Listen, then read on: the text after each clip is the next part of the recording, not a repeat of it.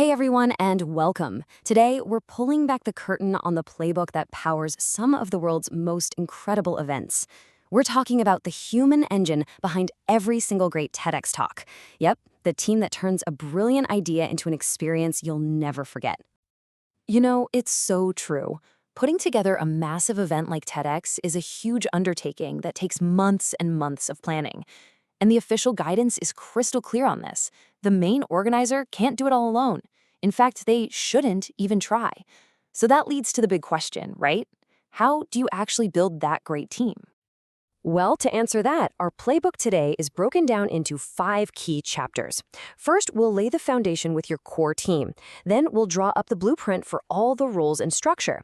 After that, we'll talk about scaling up by recruiting more volunteers, keeping that human engine motivated, and finally, we'll look at the incredible payoff of having a winning team. All right, first things first, the foundation. Just like you wouldn't build a house on shaky ground, you can't build a successful event without something solid to start with. And for a TEDx event, that's your core team.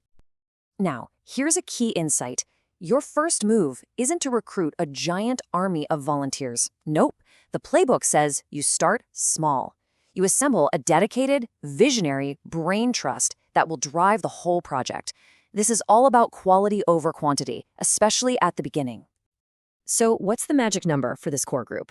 Well, it's recommended you keep it to just 3 to 8 people. And that's not just a random number. A team this size is fast, it's nimble, it means you can make decisions efficiently, and everyone's responsibilities are super clear. It avoids that whole too many cooks in the kitchen problem. And listen, these aren't just any 3 to 8 people. You're looking for a very specific mix of qualities. They've got to be organized, self-starters, and hardworking for sure. But here's the crucial part. They absolutely must share the event's vision and really get the whole TED ethos. A balanced skill set is also a must-have. I mean, if you're the big idea visionary, your very first partner has to be a project manager who can keep everything on track. To give you some perspective on this, let's look at the timeline. You're recruiting this core team really early on, like 6 to 9 months before the event even happens, right after you get your license. This core group then helps you bring on the wider volunteer team about 4 to 5 months out. See? It's a strategic, step-by-step approach. So, you've put together your dream team. Now what? Well, to make sure things don't descend into chaos, you need a blueprint. A clear structure is what guarantees that every single little task has an owner. Think of these as the essential pillars of your event. You've got your speaker curator, who's finding and coaching the talent. The sponsor lead, who's all about the money. Production is handling the stage and all the tech. Marketing gets the word out. Audience experience makes sure your attendees are happy. And the volunteer coordinator manages the whole team. Every one of these roles is absolutely critical. Now, it's super important to understand the difference between these two groups. Your brain trust is your leadership. They're in it for the long haul, driving the big picture strategy.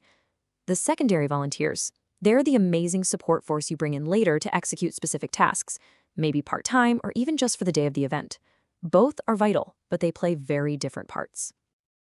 Okay, you've got your core leaders and your blueprint is in place. Now it's time for the next big step, scaling up and building out that wider team by recruiting more volunteers.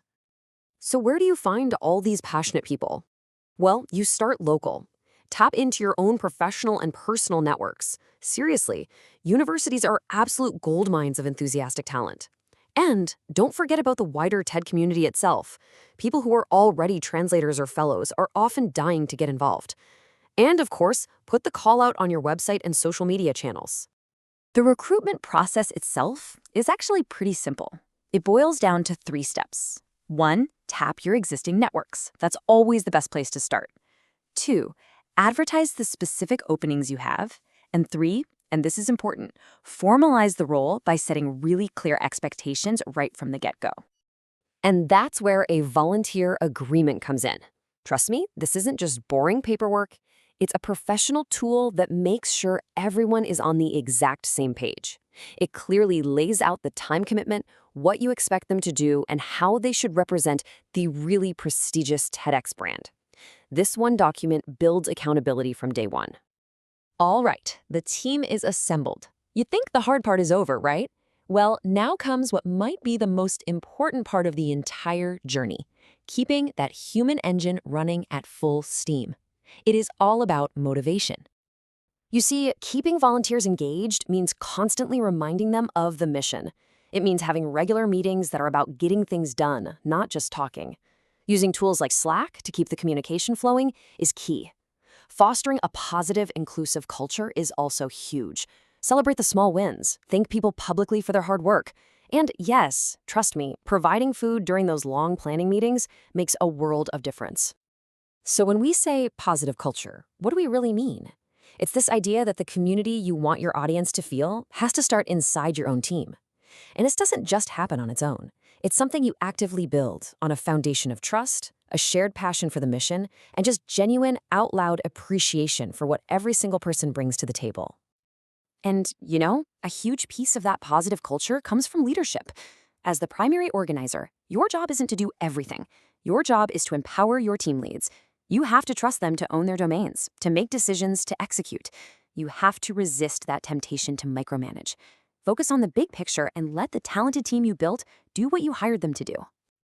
So, after all this work, the careful planning, the recruiting, the motivation, what's the result? What's the real payoff for building a truly winning team? The benefits are immense. A great team doesn't just make the planning journey way more fun, it directly and dramatically improves the quality of the final event. It guarantees an amazing experience for your speakers and your audience.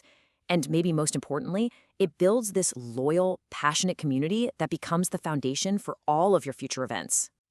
Ultimately, it all comes down to this direct quote from the Playbook. Great TEDx events require great team management. So, go team. It's really that simple and that profound.